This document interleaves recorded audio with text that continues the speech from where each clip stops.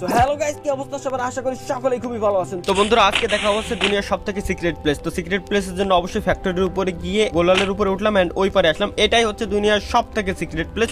এখানে কেউ আমার জার্নিটা শুরু হয় 2020 সালের ডিসেম্বরের 13 তারিখ থেকে, যখন আমি ইউটিউবে আসল টিপস এন্ড ট্রিক্স এর ভিডিও আপলোড করতাম, কিন্তু তখন কোনো ভিউজ আসতো না। টিপস এন্ড ট্রিক্স দিতে দিতে হঠাৎ একদিন আমার সাথে ঘটে যায় উল্টো একটা ঘটনা। ঠিক এই ঘটনার পরেই ভিডিওর লাস্টে আমি একটা ফানি মিউজিক লাগাই পাবলিশ করে দেই। তখনই ইউটিউবে আমার ভিডিওটা হয়ে যায় ভাইরাল। তারপরেই রাতারাতি হুড় করে সাবস্ক্রাইবার বাড়তে থাকে। দেখতে দেখতে কয়েকদিনের ভিতরে আমার চ্যানেলে 1 লক্ষ সাবস্ক্রাইবার কমপ্লিট হয়ে যায়। আমার ভালো থাকা অন্য কারো হয়তো ভালো না লাগার কারণ হয়ে দাঁড়ায়, যার কারণে কিছু লোক মিলে প্ল্যান প্রোগ্রাম করে আমাকে ফেক স্ট্রাইক দিয়ে আমার চ্যানেলকে নষ্ট করে দেয়। ইউটিউবের কাছে অনেক রিকোয়েস্ট করার পরেও আমি আমার চ্যানেলটা ফেরত পাই না। ঠিক তার 28 দিন পরে আমি নতুন ইউটিউব চ্যানেল ওপেন করি এবং পুরো গেমিং কমিউনিটিতে একটা রেকর্ডের সৃষ্টি করি। মাত্র 24 ঘন্টায় 2,12,000 সাবস্ক্রাইবার হয়ে যায় আমার। এটার জন্য আমি অবশ্যই আপনাদের কাছে কৃতজ্ঞ। দেখতে দেখতেই 5 লক্ষ সাবস্ক্রাইবার, তারপর 1 মিলিয়ন, তারপর 2 মিলিয়ন, এখন প্রায় 3 মিলিয়নের সন্নিকটে। এই জার্নির শুরু থেকে এই পর্যন্ত অনেকের সাথেই বন্ধুসুলভ সম্পর্ক তৈরি হয়েছে। অনেক এমন ব্যক্তিকে পাইছি যাকে আমার নিজের ভাইয়ের মতো মনে হয়েছে, কিন্তু কারো সঙ্গে আজ পর্যন্ত আমি কোনো মনোমালিন্য করার চেষ্টা করিও নাই। দীর্ঘ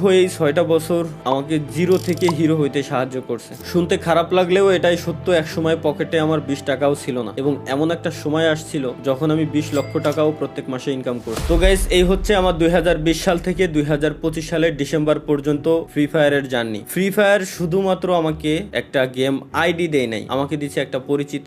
আমিও ফ্রি ফায়ারকে দিছি একটা পরিচিতি। আমি ফ্রি ফায়ারকে সময় দিছি, ফ্রি ফায়ার সেটার অবশ্যই আমাকে একটা মূল্য দিয়েছে। বাট আমি স্বেচ্ছায় সজ্ঞানে একটা কথা বলতে চাই আপনাদেরকে, যদিও বা এটা বলতে আমার নিজের কাছেই অনেক কষ্ট হচ্ছে। আজকে থেকে এই চ্যানেলে আমি আর কোনো ফ্রি ফায়ারের ভিডিও আপলোড করব না। আজকে থেকে আমি ফ্রি ফায়ারকে বিদায় জানাচ্ছি। আর কোনো ফ্রি ফায়ারের ভিডিও আপাতত আমার থেকে পাবেন না। এটার 2টা কারণ আছে, আমি 2টা কারণে এটা করতেছি। নাম্বার 1, যেটা সবাই জানেন বাট তুলে ধরার মতো কেউ নেই এখন ফ্রি ফায়ার গেমিং কমিউনিটি। যদিও বা আমি এখন বর্তমানে ফ্রি ফায়ারের কোনো ক্রিয়েটর না, আমি অ্যাজ এ ইন্ডিভিজুয়াল গেমার হিসেবে বলতেছি, গেমের ভিতরে প্রচুর পরিমাণে হ্যাকার, যেটা আপনারা শুনতে শুনতে বিরক্ত, এবং আমি নিজেও বিরক্ত। আপনারা সাধারণ একটা জিনিস শুধুমাত্র ভাবেন, ভাই এই গেমটা আসছে 1 বছর 2 বছর না, বা 3 বছর 4 বছরও না, 8-9 বছরের বেশি হয়ে গেছে এই গেমটা চলে আসছে। এখনো পর্যন্ত এই হ্যাকারদের উপরে কোনো স্টেপই নিতে পারলো না। আমি যদি একই সাথে কম্পিট করি পাবজি ফ্রি ফায়ার দুইটাই অলওয়েজ কম্পিটিশনে থাকে, যে কে কার আগে যাবে সবসময়। পাবজিতে এই হ্যাকার নিয়ে অনেক আগে থেকে তারা স্টেপ নিয়ে নিছে। ইভেন পিসি প্লেয়ার যারা আছে পাবজির, পিসিতেও তারা হ্যাক ইউজ করতে পারে না। বাট ফ্রি ফায়ারে কেন এই স্টেপটা নেওয়া হয় না? এই হ্যাকের কোডগুলো সেল করে কারা, এটা বলতে পারবেন আমাকে? যাই হোক ভাই, এগুলো দেখতে দেখতে বলতে বলতে বিরক্ত। এর ভিতরে দোষ আসলে এই হ্যাকারটা প্রমোট করছি আমরাই দিন শেষে, সত্যি যেটা বলতে হবে ভাই। কেন? কারণ আমার ম্যাচে কোনো হ্যাকার পড়লে আমি উল্টাপাল্টা রিয়াকশন দিয়ে ভিডিও ছাড়তাম যে জাদুকর আসছে, এ আসছে, ও আসছে। দিন শেষে ওইসব হ্যাকাররাই প্রমোট পাইতো। এখন তো ওপেনে ইউটিউবে বিভিন্ন হ্যাকাররা আসলে হ্যাক নিয়ে গেম টেম খেলে, লাইভ স্ট্রিম করে, তাদের চ্যানেলে লাখ লাখ সাবস্ক্রাইবার বানায় নিস। তো আসলে এগুলোর উপরে স্টেপ নেওয়া হয় না। এটা আমি গেরিনার অফিসিয়াল মডারেটরের সাথেও আমি এই ব্যাপারে কথাবার্তা বলছিলাম, এবং তাদেরকে আমি পার্সোনালি ওইসব হ্যাকারের চ্যানেলের লিঙ্ক পর্যন্ত দিয়ে আসছি, পেজের লিঙ্ক পর্যন্ত দিয়ে আসছি। যখন আমি ছিলাম পার্টনারশিপে, তখন তাদের উপরে তারা স্টেপ নিছে কয়েকজনের উপরে স্টেপ নেওয়া হয় নাই। মাঝে মাঝে গেরিনা অফিসিয়াল পেজ থেকে পোস্ট করে যে আজকে 6 লাখ হ্যাকারের আইডি ব্যান হয়েছে, কালকে 5 লাখ হ্যাকারের আইডি ব্যান হয়েছে। বাট কই ভাই, এখনো পর্যন্ত পার্মানেন্ট কোনো সলিউশন তো দেখলাম না। আইডি ব্যান তো পার্মানেন্ট ডিরেক্ট কোনো সলিউশন না। গেম খেলা অবস্থায়, গেমে থাকা অবস্থায় আপনি ডিরেক্ট ব্যানের কোনো স্টেপ কেন নেন না? আপনারা কেন করতে পারেন না? এত বছর হয়ে গেল এই গেমটারে কি কাস্টমাইজ করতে পারেন না? গেমে কি শুধুমাত্র নতুন নতুন স্কিন, গান স্কিন, এটাই কি? এভাবে কি গেম চলবে? কোনোদিনও চলবে না। তো যাই হোক, পয়েন্ট নাম্বার 2, যেটা হচ্ছে মোস্ট ইম্পর্টেন্ট, সেটা হচ্ছে আমি আমার নেক্সট জেনারেশনের কথা চিন্তা করি। অলরেডি জেনজির পর আরো একটা জেনারেশন চলে আসছে অলরেডি। আপনি মানেন আর না মানেন, জানেন আর না জানেন, অলরেডি নতুন আরো একটা জেনারেশন আছে, যে জেনারেশন বর্তমানে ফ্রি ফায়ার প্রচুর পরিমাণে খেলতেছে। খেলুক, এতে আমার কোনো দুঃখ নাই, কোনো কষ্ট নাই। বাট একটা জিনিস আপনারা শুধু একটু ভাবেন, পয়েন্টগুলো জাস্ট নোটিস করেন।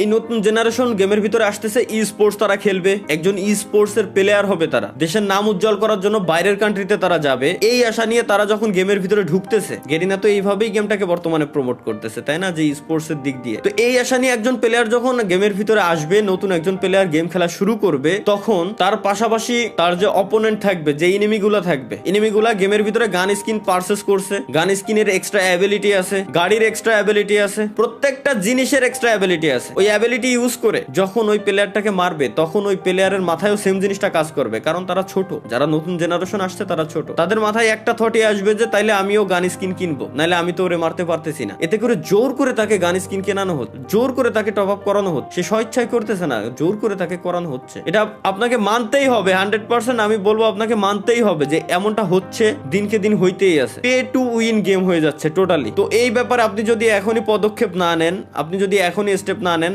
আপনার ভবিষ্যৎ প্রজন্ম টোটালি শেষ, টোটালি ধ্বংস হয়ে যাবে। এবং আমি আরো একটা কথা বলে দিই, আমি জানি আমার এই কথাগুলো বলার পর, এই ভিডিওটা পাবলিশ করার পর গেরিনা হয়তো অন্য কোনো ক্রিয়েটর বা আদার্স যত ক্রিয়েটর আছে তাদেরকে সবাইকে এক জায়গায় করে কোনো ইভেন্টের আয়োজন করে আবার হাইপ ক্রিয়েট করে দিবে। আমার এই কথাগুলো তারা মাথা থেকে জেনে ফেলবে টোটালি। বাট আমি আপনারা যারা অডিয়েন্স আছেন, আমি আপনাদেরকে বলবো যে এই ব্যাপারে আপনাদের স্টেপ নেওয়া উচিত, যারা সিনিয়র আছেন তাদের এই ব্যাপারে স্টেপ নেওয়া উচিত, না হলে ভবিষ্যৎ প্রজন্ম টোটালি ধ্বংসের মুখে চলে যাচ্ছে এবং ধ্বংস হয়ে যাবে। জোর করে একজনকে দিয়ে টপ আপ করানো হচ্ছে, সে টপ আপ করতেছে, তারপরেই না সেই গেমে জিততে পারতেছে। বুঝতে পারতেছেন? এখনো বুঝেন নাই? আমি আরো একটু ক্লিয়ার করে দেই। একটা ই স্পোর্টস এর প্লেয়ার হওয়ার জন্য মিনিমাম তাকে 3 থেকে 4 মাস মিনিমাম তাকে গেম খেলতে হবে, কিছু না হলেও 3 থেকে 4 মাস তো খেলাই লাগবে তার গেম। তো 3 থেকে 4 মাস সে যখন র্যাঙ্ক ম্যাচ খেলবে, তাকে যখন সার্ভাইভ করতে হবে, মাস্ট বি র্যাঙ্কের ভিতরে তার যাওয়ার জন্য গান স্কিন নেওয়াই লাগবে, গানের এক্সট্রা অ্যাবিলিটি তার নেওয়াই লাগবে, মাস্ট নেওয়াই লাগবে। এছাড়া সে গেমে কোনোদিনও উইন হয়ে আসতে পারবে না। তারপরেই তাকে স্পোর্টস এর উপরে যাইতে হবে, স্পোর্টস এর উপরে ফোকাস দিতে হবে। আমি মানলাম টুর্নামেন্ট খেলার জন্য কোনো গান স্কিন লাগে না, টুর্নামেন্টে গান স্কিনের কোনো অ্যাবিলিটি নেই, এটা আমি মানতেছি, কিন্তু ওই পর্যন্ত যাওয়ার জন্য একটা প্লেয়ারের যে 3 থেকে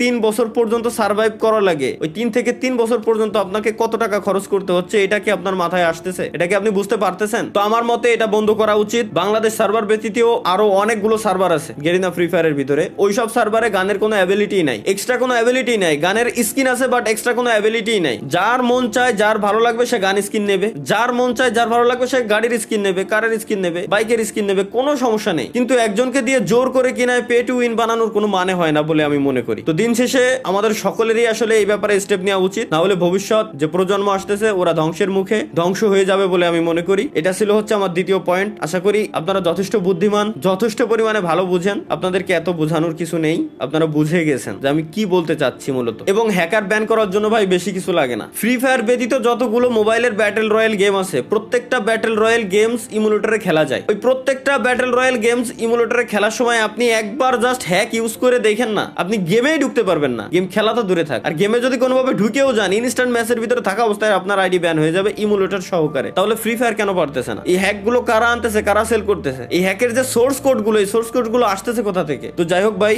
যদি কোনোদিনও এগুলো ঠিক হয় তাহলে আমি হয়তো ব্যাক করতেও পারি, তাছাড়া আমি আর ফ্রি ফায়ারে থাকতেছি না। এটাই হচ্ছে আমার অফিসিয়াল স্টেটমেন্ট। আজ থেকে ফ্রি ফায়ারে কোনো ভিডিও আমার এই চ্যানেলে আপনারা দেখতে পারবেন না। এবং হ্যাঁ, কন্টিনিউয়াসলি হয়তো লাইভ স্ট্রিমে আসবো প্রত্যেক শুক্রবারে, যেভাবে আসতাম আপনাদের সাথে আড্ডা দিতাম, মজা করতাম, ওটা চলবে। আমি আমার ভাই ভিডিওর জন্য, এই gaming with Talha is back চ্যানেলের ভিডিওর জন্য, আপনাদেরকে বিনোদন দেওয়ার জন্য যতটুকু মন চাই ততটুকু নিচে আমি নামতে রাজি আছি। এর মানে এই না যে আমি বলদ, যতটুকু জানতাম যতটুকু বললাম। আমি চাই প্রত্যেকেই আপনারা এই ব্যাপারে স্টেপ নেন, যদি বাঁচাইতে চান গেমটাকে, যদি বাঁচাইতে চান ভবিষ্যৎ প্রজন্মটাকে। আর যদি বাঁচাইতে না চান 48 ঘন্টা পর ভুলে যায় আমার কথা, কোনো সমস্যা নাই। ধন্যবাদ সকলকে, আল্লাহ হাফেজ, বিদায় ফ্রি ফায়ার। আরে আমার আসমানেতে ফেলাই দিয়েছে ভাই ও আসমানে ঘুরে ঘুরে মারছে ভাই। আরে ওর আকাশে ভাই ও করলো কি? আবে আল্লাহ আস্তাগফিরুল্লাহ লা ইলাহা ইল্লাল্লাহ। देख के अरे ये कहाँ से आ गया? ये देखो चले सीएस रैंक नहीं तो फिर बताओ, अब बैन ही नहीं हो रहा है, इसको रिपोर्ट भी किया।